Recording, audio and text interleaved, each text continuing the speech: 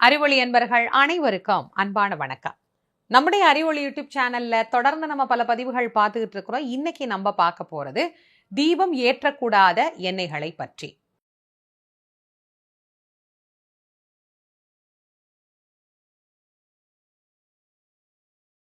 தீபத்தை பத்தி நான் நிறைய பதிவுகள் கொடுத்திருக்கேன்.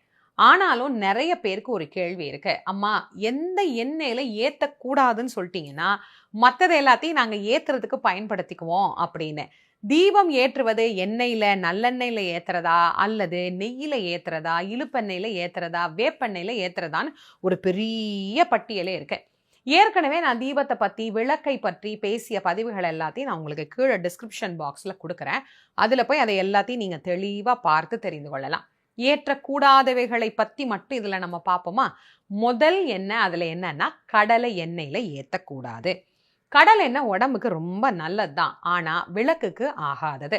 எங்கே கடலெண்ணெய் ஏற்றப்படுகிறதோ அங்கே தரித்திரியம் அப்படியே இருக்கும், அது நகர்ந்தே போகாது. அதனால கடலெண்ணெய் கண்டிப்பாக பயன்படுத்தக்கூடாது. எந்த காரணம் கொண்டோ எண்ணெய் இல்லை அப்படின்னு அவசரத்துக்கு ஊத்திட்டேன் அப்படின்னு கூட ஊத்தி விளக்கேற்றக்கூடாது. முதல் எண்ணெய் கடலெண்ணெய். அடுத்து ரெண்டாவதாக கடுகு எண்ணெய் பயன்படுத்தியும் விளக்கேற்றக்கூடாது. ஏன்னா நம்ம நாட்டில் கடுகு எண்ணெய்ங்கிறது உணவுக்கே நம்ம பயன்படுத்துறது கிடையாது. அது பொதுவாக நம்முடைய வயிற்றுக்கெல்லாம் ஒத்துக்காது. ஒரு சிலருக்கு ஒத்துக்கும், அநேகமான பேருக்கு கடுகு எண்ணெய் ஒத்துக்கவே ஒத்துக்காது. நீங்க வடக்கு பகுதியிலாம் நிறைய பேர் யாத்திரையா போறாங்க அப்படின்னு வச்சுக்கோங்களேன். இப்ப காசி, ஹரித்வார் இந்த மாதிரி போறவங்க எல்லாருமே அங்க ஏதாவது உணவகங்கள்ல சாப்பிட்டுட்டு சொல்லுவாங்க, எனக்கு வயிற்றுக்கு ஒத்துக்கலன்பாங்க. அதுக்கு காரணம் என்னன்னா கடுகு எண்ணெய் தான். ஏன்னா அங்க அதிகமாக பயன்படுத்துறது கடுகு எண்ணெய். அவங்க சின்ன வயசுலேயே இருந்து பயன்படுத்தி அவங்களுக்கு ஒத்துக்கும், ஆனா நமக்கு ஒத்துக்காது. இந்த கடுகு எண்ணெய் அப்படிங்கிறத பயன்படுத்தியும் அன்றாடம் நாம விளக்கு ஏற்றுதல் அப்படிங்கிறது கூடாது. அதனால அதையும் நல்லா ஞாபகம் வச்சுக்கோங்க. அடுத்ததாக சன்ஃப்ளவர் ஆயில், பாம் ஆயில் அப்படிலாம் நம்ம சொல்றோம் இல்லையா? இது போன்ற சூரியகாந்தி எண்ணெய் அல்லது பாம் ஆயில் இதெல்லாம் பயன்படுத்தி நாம விளக்கேற்றக்கூடாது.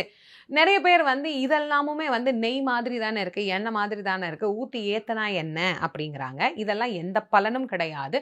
மாறாக இதையெல்லாம் ஏற்றக்கூடாது, எதிர்மறை ஆற்றல்களை நமக்கு அப்படியே வைத்திருக்கும் அப்படின்னு பெரியவங்க இதை தவிர்த்து இருக்கிறாங்க. அதனால ஏற்றக்கூடாது. ஒரு விளக்குல ஏத்தின எண்ணெயை கொண்டு இன்னொரு விளக்குல ஏற்றக்கூடாது. சுட்ட எண்ணெய் அப்படின்னு கூட அதை நம்ம சொல்லலாம். சுட்ட எண்ணெய்னு சொன்னா வடை சுட்ட எண்ணெயோ பூரி சுட்ட எண்ணெயோ கிடையாது. ஒரு விளக்கில் நாம ஏற்றி வைத்திருக்கக்கூடிய எண்ணெயை எடுத்துக்கொண்டு போய் இன்னொரு விளக்குக்கு ஊத்தி நாம ஏற்றக்கூடாது. அது அந்த விளக்குலேயே தான் எரியணும். அதனால இது போல தீபத்தில் சூடான அந்த சுட்ட எண்ணெயை ஊத்தி இன்னொரு விளக்கு நாம ஏற்றக்கூடாது. ஆக ஏற்றக்கூடாது அப்படிங்கிறதுக்கு இவ்வளோ எண்ணெய்களை நமக்கு கொடுத்துருக்குறாங்க. இதை தவிர்த்து நாம ஏற்றலாம் அப்படிங்கிறதுக்கு எல்லா எண்ணெய்களும் தகுதி உடையவை தான். அதனால அந்தந்த காரணங்களுக்கு அந்தந்த எண்ணெயை பயன்படுத்தினோம் அப்படின்னா அதற்குண்டான பலன் நமக்கு கண்டிப்பாக கிடைக்கும். இந்த பதிவை உங்களுடைய நண்பர்கள், உற்றார் உறவினர்களோட பகிர்ந்து கொள்ளுங்க. ஏன்னா நிறைய பேருக்கு எந்த எண்ணெய் பயன்படுத்தக்கூடாது அப்படிங்கிறதுல ஒரு பெரிய குழப்பமே இருக்கு. அவர்களுக்கு ஒரு தெளிவாக அமையும். நம்முடைய அறிவொளி யூடியூப் சேனலை இதுவரைக்கும் நீங்க சப்ஸ்கிரைப் பண்ணலைன்னா பண்ணிக்கோங்க. மீண்டும் மற்றும் ஒரு சிறப்பான பதிவில் உங்கள் அனைவரையும் சந்திக்கும் வரை உங்கள் அனைவருக்கும் நன்றியும் வணக்கமும் கூறி விடைபெறுவது திருமுருக வள்ளல் வாரியார் சுவாமிகளின் மாணவி தேசமங்கேற்கரசி. நன்றி, வணக்கம்.